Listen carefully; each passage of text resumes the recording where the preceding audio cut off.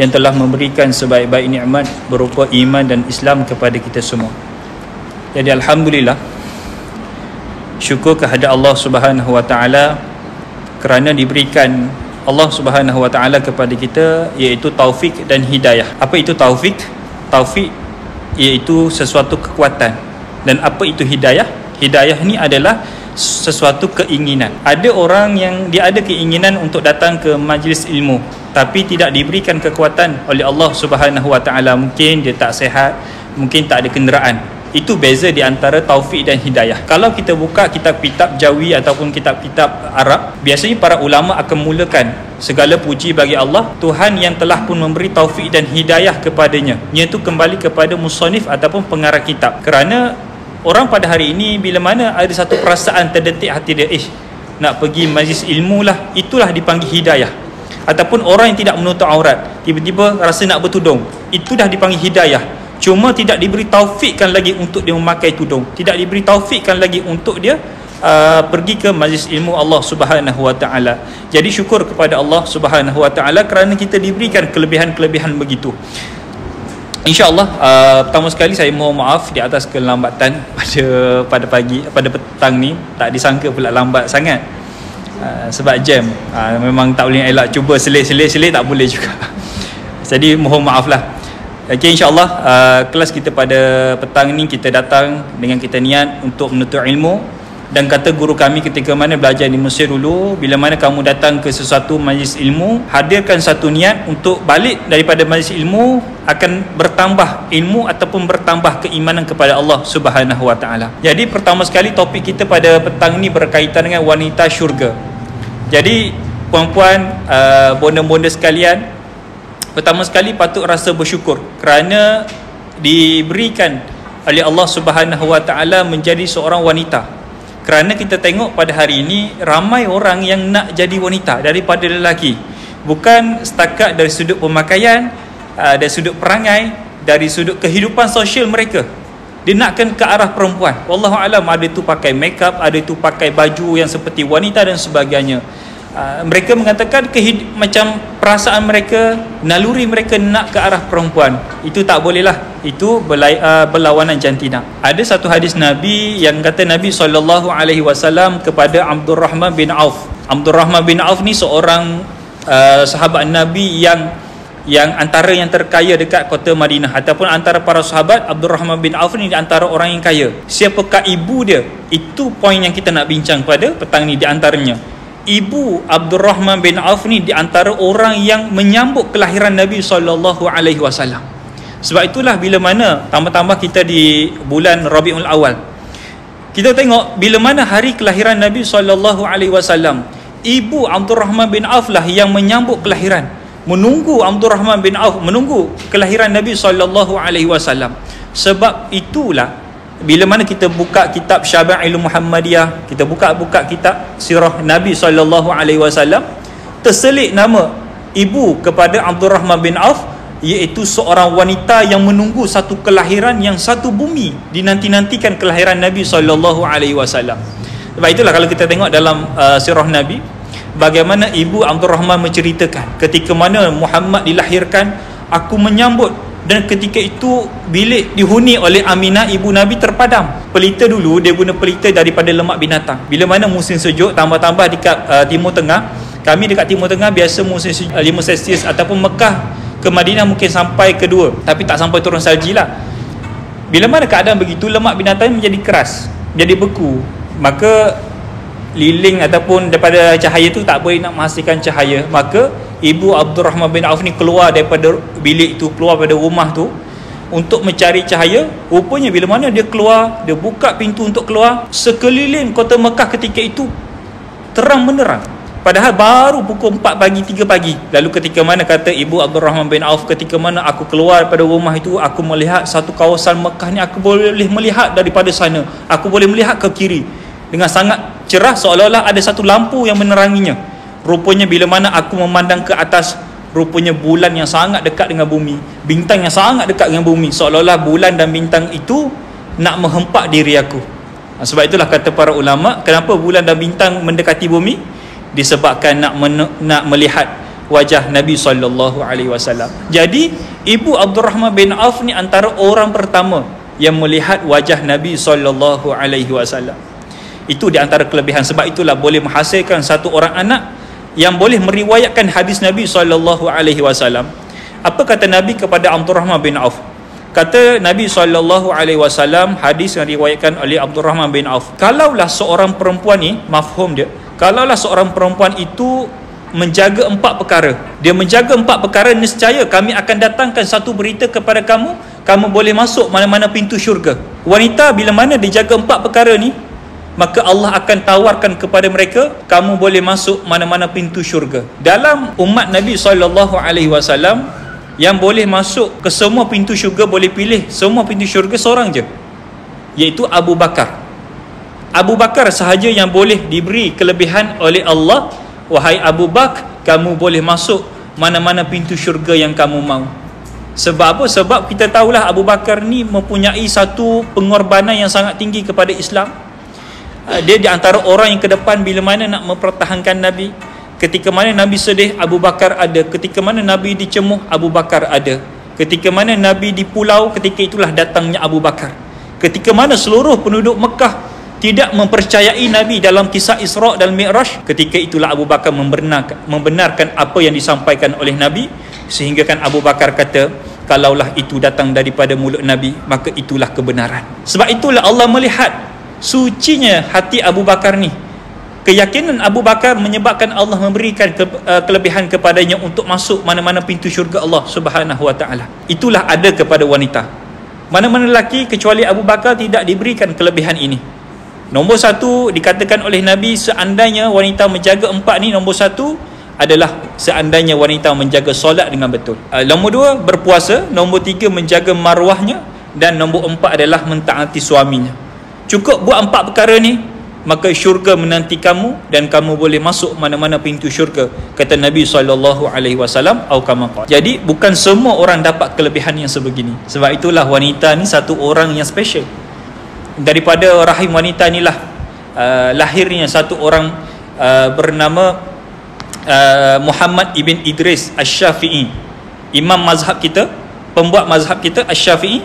Daripada Imam Asy-Syafi'i dilahirkan, maka dihantar ibunya ke kota Mekah untuk melaksanakan, untuk belajar dengan para ulama di kota Mekah. Bila mana selesai pengajian di kota Mekah, maka guru yang berada di kota Mekah menyuruh Imam Syafi'i untuk berhijrah ke kota Madinah dan kota Iraq ketika itu untuk menyambung pengajian dia.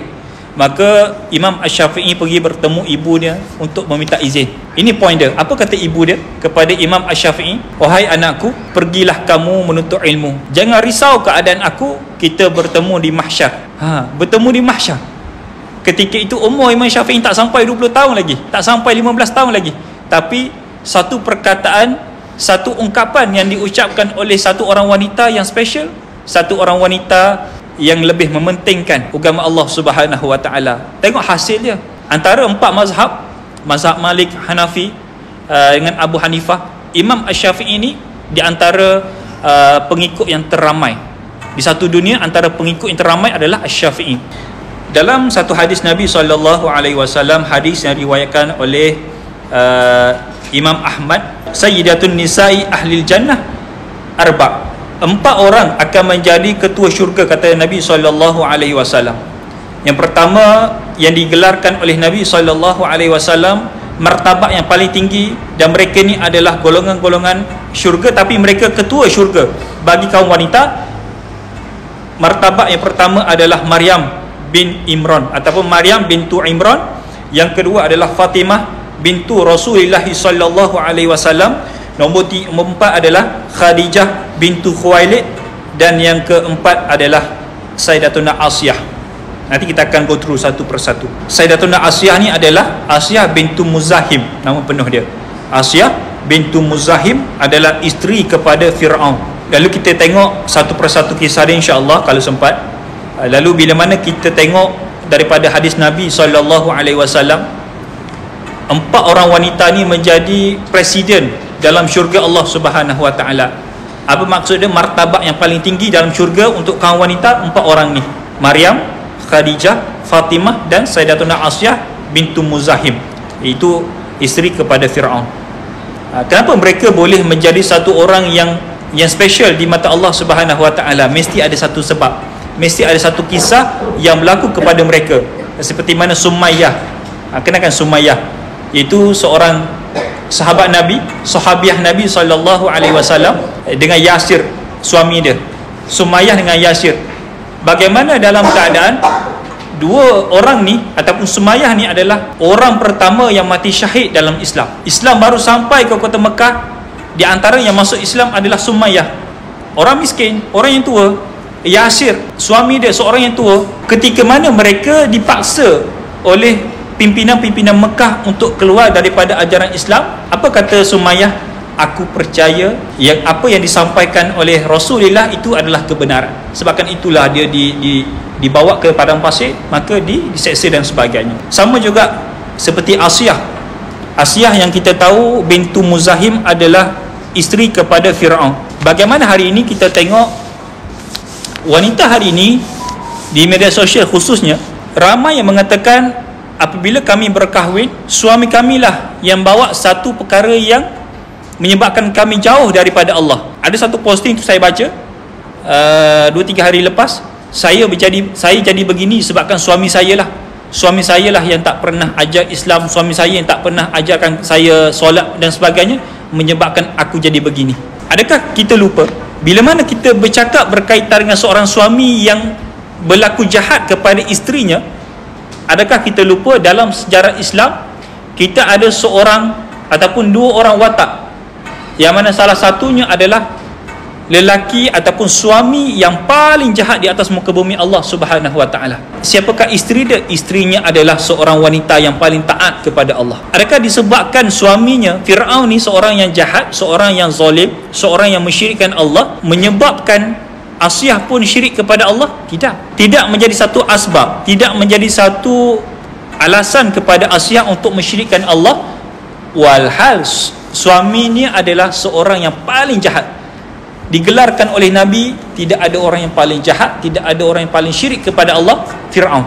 Iblis walaupun dia tak ikut arahan Allah, tapi Iblis tidak pernah mengaku dia Tuhan. Tapi Firaun berkali-kali dia mengatakan dia Tuhan. Sebab itulah di zaman Firaun kita tengok Allah bagi banyak kelebihan kepada Firaun, banyak anugerah Allah bagi kepada Firaun, sehingga hari ini kita boleh tengok bagaimana Allah dari segala kemewahan Firaun yang ada, daripada segala teknologi yang ada pada zaman Firaun, Allah kekalkan satu benda yang sampai hari ini kita boleh tengok. Ya Allah nak tunjuk kepada kita, sesungguhnya bila mana kamu diberikan satu kejayaan, diberikan satu kelebihan, tapi kamu tak memandang kelebihan itu datang daripada Allah, maka inilah nasib kamu. Apa dia? Piramid, kalau puan-puan, ibu dan ibunda pergi, saya belajar di Mesir dulu. Piramid, kalau saya berdiri di bongkah yang pertama bawah sekali, paras dada saya, paras sinilah.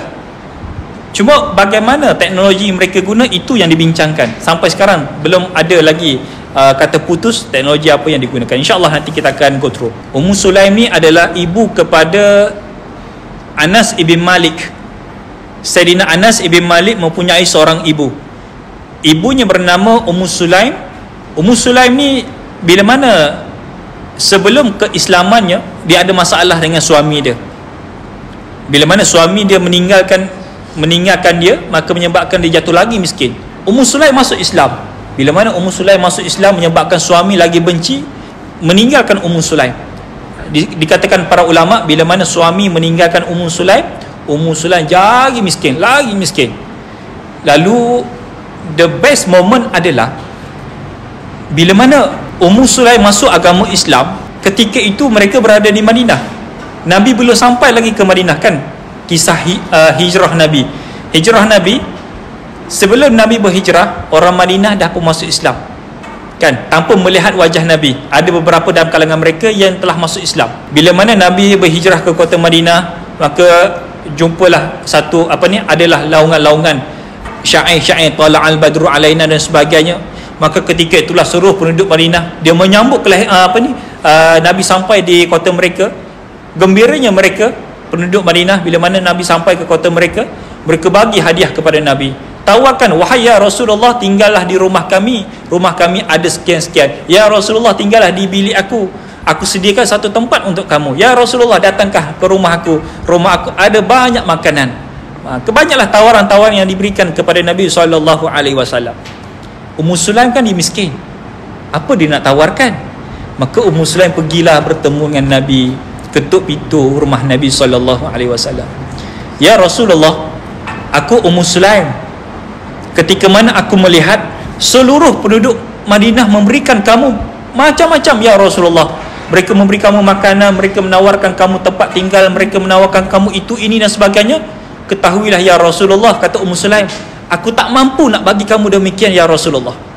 Tapi ketahuilah ya Rasulullah, di rumah aku ada seorang anak, namanya Anas ibn Malik. Aku nak hadiahkan anak itu untuk membantu urusan kamu ya Rasulullah. Tengok mata pandangan seorang ibu, dia melihat Nabi ni special, dia tak nak lepaskan peluang itu. Maka dia nak bagi anak dia belajar dengan Nabi SAW, menjadi khadam kepada Nabi. Khadam ni bukan hamba, maksud dia pembantu urusan Nabi SAW. Sebab itulah seorang ibu, dia nakkan guru yang terbaik, betul tak? Dia nak guru yang terbaik, dia nak ustaz yang terbaik, yang cikgu yang terbaik, pengajian yang terbaik, supaya anak dia menjadi somebody, menjadi seseorang yang berguna di masa hadapan, yang boleh beri manfaat kepada orang ramai. Itulah yang berlaku kepada Ummu Sulaim. Dia nakkan sesuatu daripada anak dia, meskipun anak itu tak boleh beri manfaat kepada dia, tak apa, asalkan anak itu boleh memberi manfaat kepada orang ramai, kerana daripada manfaat itulah akan mengalir pahala kepadanya dalam kubur nanti ni. Itulah apa yang dilihat oleh satu orang wanita bernama Ummu Sulaim. Padahal seluruh ketika itu belum ada lagi orang yang pergi bertemu dengan Nabi nak bagi anak mereka kepada Nabi. Bukan untuk dijaga oleh Nabi, tidak, tapi dihantar anak dia kepada Nabi, bahasa mudah, untuk bekerja dengan Nabi SAW. Sebab itulah bila mana ditanyakan kepada Anas ibn Malik, wahai Anas, ketika mana ibumu menyuruh kamu menjadi khadam, menjadi pengikut kepada Nabi, menjadi orang suruhan kepada Nabi, apa jawapan pertama kamu? Kata Anas ibn Malik, ketika mana ibuku menyuruh aku menjadi khadam kepada Nabi, itulah satu kegembiraan kepada aku. Aku akur dengan arahan ibuku, dan inilah hasilnya. Sebab itulah ketika mana Anas ibn Malik menjadi membesar sampai ketua, Anas ibn Malik ni hidup selepas Nabi, dia hidup lagi. Dia buka satu pengajian yang sangat ramai anak murid dia.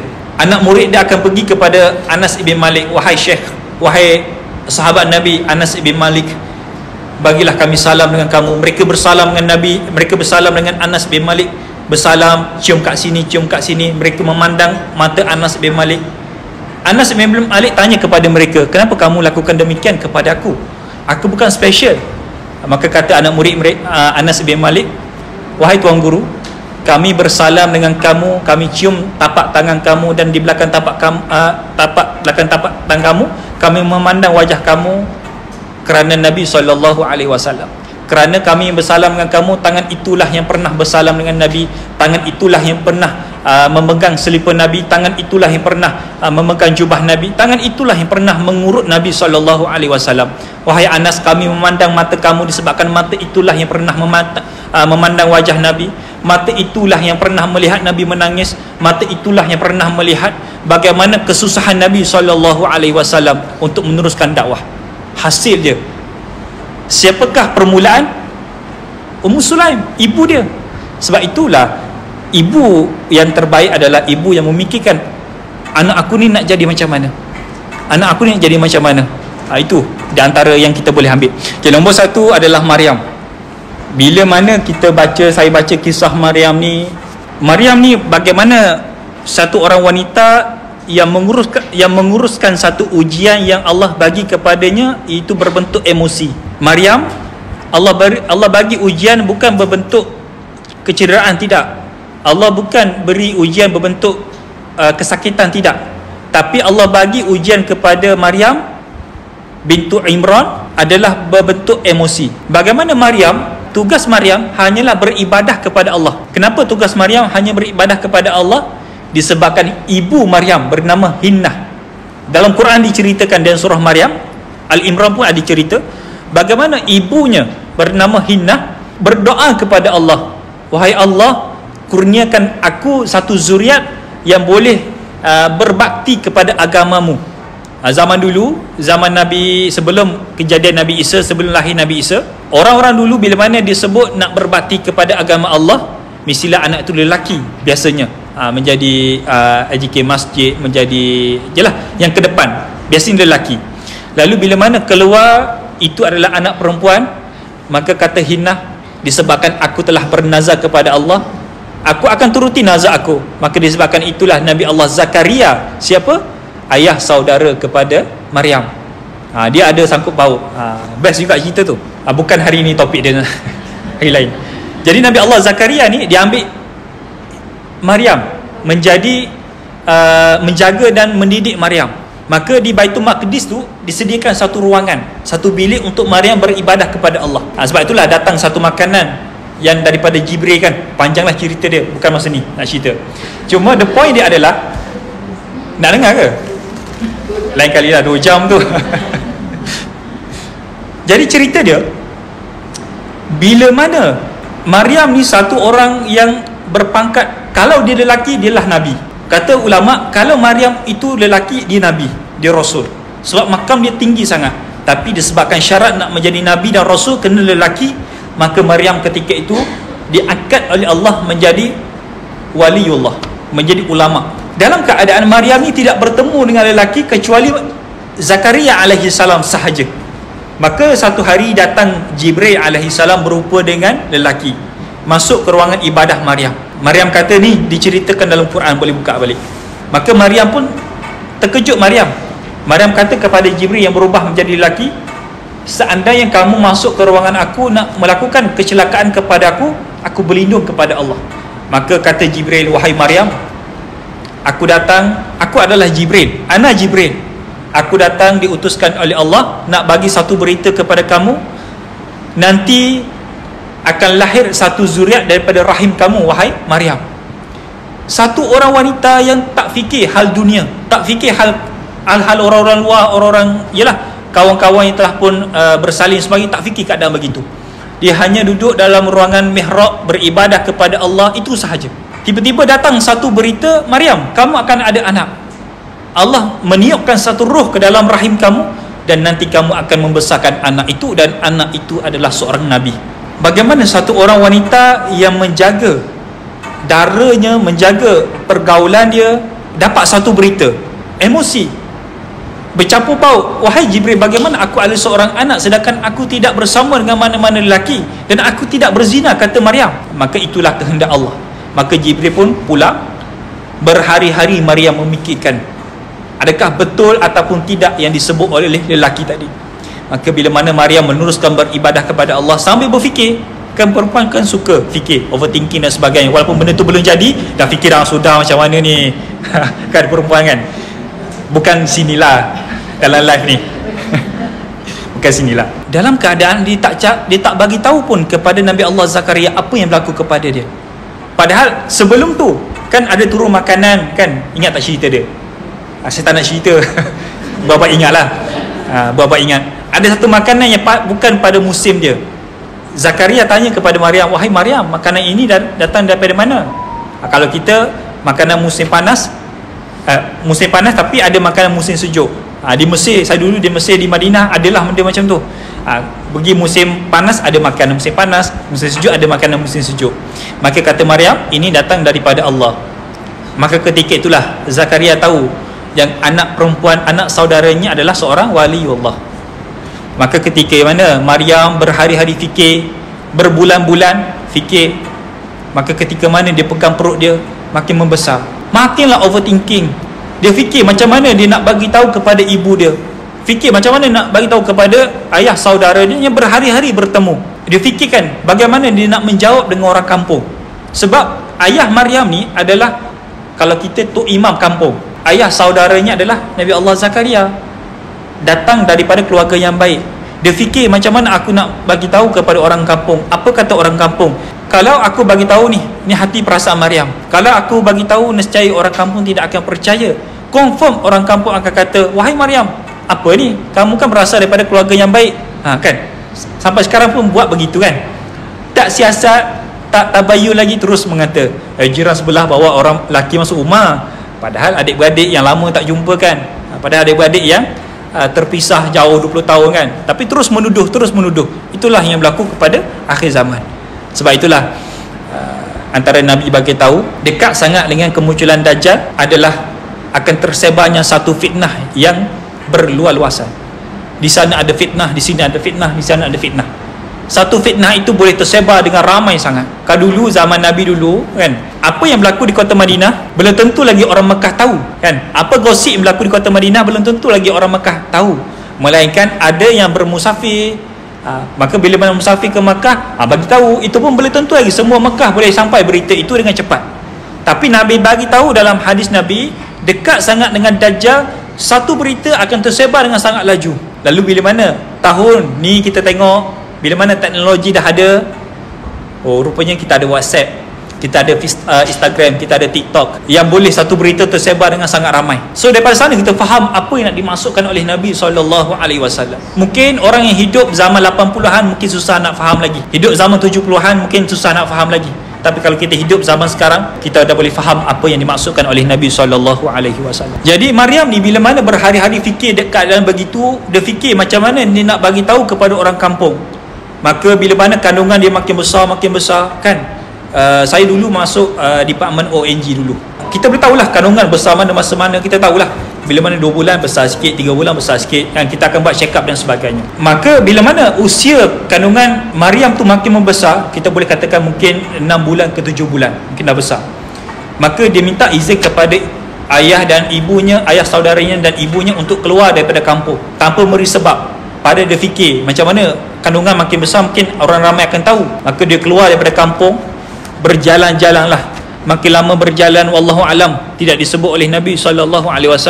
Quran pun tak bagi tahu berapa lama tempoh perjalanan Maryam. Dia berjalan mencari tempat untuk di manakah aku nak bersalin anak ini. Sambil hati dia berbau, nak happy ke, nak gembira ke, nak sedih ke, pelbagai persoalan dalam hati dia dan tekanan dan sebagainya. Maka bila mana Maryam sampai di sebuah pokok, ni diceritakan dalam Quran, sampai di sebuah pokok yang pokok itu ada satu ranting yang boleh tempat berlindung, tempat berteduh. Dia berehat di pokok itu dan Allah takdirkan di situlah Maryam bersalin, mengeluarkan, melahirkan anak seorang diri macam itulah. Susahlah, wallahu alam macam mana dia kerak uri dia macam mana, wallahu alam. Bila mana bersalin, maka dia fikir, takkan selama-lamanya aku tak pulang ke rumah, takkan selama-lamanya aku akan meninggalkan ibuku, takkan selama-lamanya aku akan meninggalkan Baitul Maqdis, tempat aku dibesarkan, tempat aku dididik, tempat aku ditarbiyah oleh Nabi Allah Zakaria alaihi salam. Kalau aku balik, dia fikir, kalau aku balik, apa aku nak jawab dengan orang kampung? Satu emosi yang tak stabil Maryam ketika itu. Satu anak muda yang tak pernah bayangkan yang dia boleh satu ujian daripada Allah yang sangat-sangat berat. Maryam tahu kalau dia balik mesti keluarga dia akan dihina. Maka Maryam pun tak kuatkan diri, maka dia balik ke rumah. Bila mana sampai saja di kawasan kampung, orang kampung melihat Maryam, betul lah sangkaan Maryam. Orang kampung biasalah kita kan, mana tu Maryam, macam tu kan, siapa tu anak kamu bawa, biasa orang kampung, kita pun akan bertanya kan. Kebiasaan manusia akan bertanya. Jaranglah kan jumpa bawa siapa pula tu kan, biasa akan tanyalah. Maka bila mana orang kampung mula bertanya kepada Maryam, wahai Maryam, kamu daripada mana dan siapa yang kamu bawa? Berbulan-bulan tidak bertemu, berbulan-bulan tak tahu di mana kamu berada, kamu datang bawa satu orang bayi. Siapa bayi itu wahai Maryam? Agak-agak apa Maryam jawab? Kalau kita tak, ini anak menakang kan, ini anak saudara, ini anak abang ni. Tapi tidak kepada Maryam. Satu orang waliullah yang susah untuk berbohong. Lagipun Allah telah ajarkan kepada Maryam, seandainya kamu ditanya, tunjukkan bayi kamu kepada mereka. Maka bila mana Maryam ditanya, bertubi-tubi soalan ni, orang kampung kerumun. Satu tekanan kepada Maryam nak jawab persoalan tu. Maka Maryam bagi tahu, sesungguhnya anak ini adalah anak aku. Bila mana Maryam bagi tahu begitu, bertubi-tubi turmahan, bertubi-tubi tomahan, hinaan, makian kepada Maryam. Wahai Maryam, kenapa kamu begini? Sesungguhnya kamu berasal daripada keluarga yang baik. Bagaimana mungkin kamu boleh mencemarkan nama ayah kamu? Orang kita kalau sekarang lagi teruk, hinaan. Itu di antara, sebab itulah dulu bila mana kita baca sirah, saya lah baca sirah, kita boleh relatekan dengan keadaan semasa. Rupanya manusia ni daripada dulu lagi suka mengata orang, daripada dulu lagi suka memfitnah, daripada dulu lagi suka bersangka buruk kepada manusia yang lain. Maka disebabkan itulah Maryam tunjuk kepada mereka anak itu dan anak itu berkata-kata, sesungguhnya aku Isa dan aku seorang Nabi. Ketika itulah terdiam kesemuanya, panjang cerita dia. Tapi the point adalah bagaimana satu orang wanita yang diberi satu ujian. Sebab itulah starting that point, starting daripada situlah Maryam ada satu backside yang orang tak suka kepada Maryam. Kamu berasal daripada seorang ayah yang baik, ayah yang ulama, ayah saudara seorang Nabi, tapi kamu buat satu kehinaan kepada, mencemarkan nama ayah kamu. Satu orang tak pandanglah Maryam ketika itu. Tapi Maryam apa buat? Bertabah, bersabar. Itu Maryam. Sebab itulah Allah janjikan kepada Maryam satu tempat yang paling tinggi, satu martabat yang paling tinggi, iaitu menjadi ketua kepada semua wanita di syurga Allah Subhanahu Wa Taala. Sebab itulah dalam ayat Quran, dalam surah Maryam ayat ke-25, kata Allah, fakuli washrabi wa qarrabi aina. Apa kata Allah? Makanlah, minumlah dan buatlah apa yang kamu suka. Apa maksud dia? Ketika mana kamu wahai Maryam dalam keadaan tekanan begini, pergilah kamu makan, pergilah kamu minum, buatlah apa yang kamu suka. Allah telah pun bagi satu jawapan kepada kita semua, khususnya wanita lah. Bila mana dalam tekanan, pergi makan. Sebab itulah kadang-kadang ada setengah wanita kan, tekanan sikit dengan suami kan, alamak tak bagi duit bulanan pula, contohlah, alamak balik lambat, pergi makan. Sebab makanan itu satu ubat, kata Allah Subhanahu Wa Taala. Pergi minum, beli minuman yang paling mahal, hantar ke rumah saya sekali. Boleh, nanti saya bagi alamat. Itu jawapan Allah Subhanahu Wa Taala. Nombor saya cuba lajukan, nombor 2, iaitu Khadijah bintu Khuwailid. Wah, yang ni luar biasa. Khadijah bintu Khuwailid adalah seorang isteri kepada Nabi SAW. Khadijah ni adalah seorang yang jutawan dekat kota Mekah dulu. Khadijah ni adalah seorang jutawan dan seorang janda. Allah selamatkan rahim Khadijah sebab dia janda dengan 2 orang suami. Sebelum berkahwin dengan Nabi, dia janda dengan 2 orang suami. Allah jaga rahim Sayyidatuna Khadijah. Sebab itulah bila mana berkahwin dengan Nabi, terus ada anak kan. Anak Nabi kita ada 7 orang, 3 lelaki, 4 perempuan. Itu panjang. Siti Khadijah ni di kota Mekah, nak bagi gambaran, orang yang paling tinggi, orang-orang VIP. Nabi orang yang paling bawah, orang yang paling miskin Nabi lah. Tapi Khadijah orang paling VIP, ada kapet merah, rumah istana dan sebagainya. Darjat dia sangat jauh. Bila mana dia janda dan Khadijah ni ada seorang wanita yang cantik. Bila mana dia janda, seorang cantik, ada harta yang sangat banyak, ada tak orang nak meminang? Ada, ramai nak meminang Khadijah. Pembesar-pembesar Mekah pun ramai nak meminang Khadijah menjadi isterinya. Tapi ditolak kesemuanya. Satu hari Khadijah dapat satu mimpi.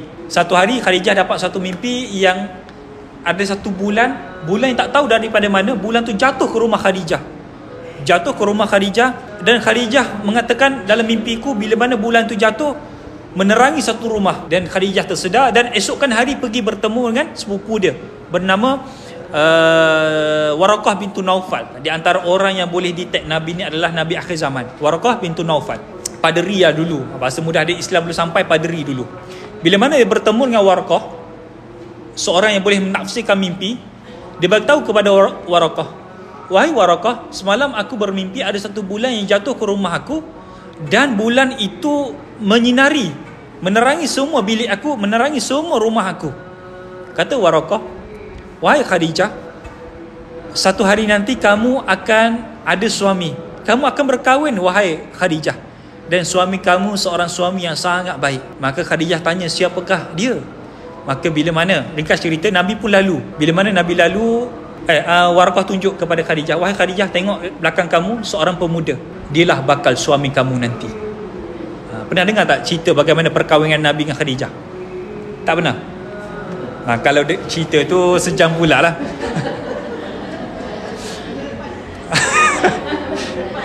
Bajai. Semua kata nak ni dekat story kita ni, dekat live kita. Okay, bila mana pertemuan di antara Khadijah, saya cuba ringkaskan lah. Kalau nak ni best, mungkin next lah. Bila mana Khadijah tengok Nabi, kata Khadijah, kali pertama aku memandang Muhammad, Khadijah jatuh cinta kepada Nabi, pandangan pertama. Sebab itulah bermula detik itulah Khadijah menyimpan satu perasaan. Dia simpan satu perasaan sayang kepada Nabi tanpa dia ungkapkan sayang kepada Nabi. Dia tak pernah bagi tahu, ya Rasulullah, wahai Muhammad, aku sayang kepada kamu. Tak. Dia simpan perasaan itu. Bila mana Nabi lalu, dia tengok ya Nabi nak approach takut. Tapi perangai orang Mekah ketika itu, mereka nak buat kembangkan perniagaan, kembangkan bisnes, kita akan pinjam dengan bank, betul tak? Pinjam dengan orang kaya. Mereka akan pinjam dengan Khadijah. Itulah yang berlaku kepada Nabi SAW. Ringkas cerita, berkahwin dan sebagainya. Kata Nabi SAW, Khadijah ni satu orang special. Sebab ketika mana Nabi dipulau oleh seluruh masyarakat Mekah, ketika itulah Khadijah ada. Ketika mana Nabi dihina seluruh masyarakat Mekah, Khadijah menyayangi Nabi. Ketika masyarakat Mekah tidak percaya kepada Nabi, ketika itulah Khadijah ada kepada Nabi. Sampaikan segala perjuangan Nabi dibantu oleh Khadijah. Daripada berjuta-juta duit yang dia ada, dihabiskan untuk jalan Allah Subhanahu Wa Taala. Sebab itulah bila mana Nabi dipukul kepalanya, bila mana Nabi dihina, Nabi pernah di pulau selama 3 tahun dengan seluruh masyarakat Mekah. Sehingga ke Nabi makan ranting-ranting kayu sahaja, makan daun-daun sahaja. Sebab nak bermuamalah, nak pergi jual beli tak boleh, tak dilayan. Siapa yang berjual beli dengan Muhammad akan ditangkap. Tapi disebabkan Khadijah adalah Nabi kuat. Siapa? Wanita. Sebab itulah ketika mana detik dengan hari kewafatan Khadijah, bila mana Khadijah jatuh sakit, Nabi hidup dengan Khadijah ni, tak silap saya 10 tahun lah, tak silap. Saya tak ingat berapa tempoh perkahwinan Nabi, tapi tak lama.